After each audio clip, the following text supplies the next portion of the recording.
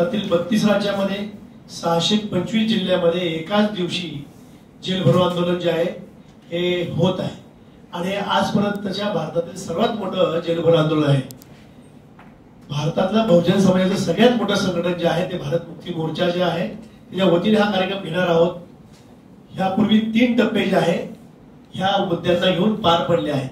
पहिल्या टप्प्यामध्ये निवेदन, दुसऱ्या टप्प्यामध्ये धरणा प्रदर्शन, तिसऱ्या टप्प्यामध्ये मोर्चा आणि हा चौथा टप्पा जो आहे हा जेल भरोचा आहे आणि यानंतर 1 जुलैला जो आहे हा भारत बंदचा टप्पा देखील होणार आहे।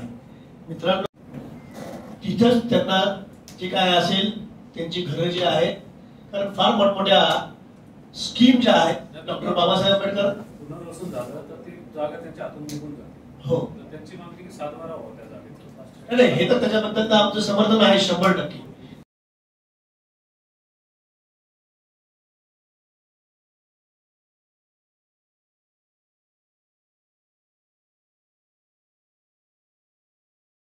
संपूर्ण ताकदीने या ठिकाणी जाहीर पाठिंबा असं मी या ठिकाणी दर्शवतो आणि विशेष करून जेल भरो जो आंदोलन आहे त्या आंदोलनाच्या मुद्द्याला घेऊन आम्ही पुण्यातील काही मुद्दे आम्ही घेतलेले आहोत।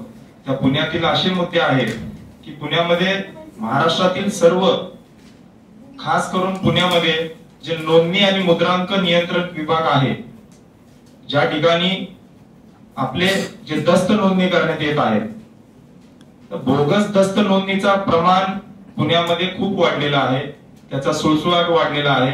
खुलेआम त्या ठिकाणी जे सब रजिस्ट्रार ऑफिसर आहेत ते खुलेआम बोगस दस्त नोंदणी आणि तुकडाबंदीच्या कायद्याचं उल्लंघन करून त्या ठिकाणी दस्त नोंदणी करत आहेत। ह्या विषयाला घेऊन आम्ही 13 मार्च 2015 मागच्या महिन्यामध्ये आम्ही फार मोठं आंदोलन नोंदणी महानिरीक्षक रवींद्र बिनवडे साहेब यांच्या समोर आंदोलन केलं, तरी देखील त्यांनी कोणतीही दखल घेतलेली नाहीये। अद्याप कोणत्याही अधिकाऱ्यांवरती कारवाई केलेली नाहीये किंवा कोणत्याही बोगस दस्त नोंदणी करणाऱ्या संबंधित अधिकाऱ्यांवरती त्यांनी चौकशी नेमलेली नाहीये। संपूर्णपणे या ठिकाणी झोपडपट्टी पुनर्वसन पुण्यामध्ये 60% झोपड्या आहेत, तरी त्या ठिकाणी झोपडपट्टी धारकांना कोणत्याही विश्वासात न घेता त्या ठिकाणी झोपडपट्टी वासियांची पिळवणूक करण्यात येत आहे। बिल्डरांच्या माध्यमातून किंवा स्थानिक त्या ठिकाणी जे प्रतिनिधी करणारे लोक आहेत यांच्या माध्यमातून दबाव टाकून बळजबरीने त्यांच्याकडून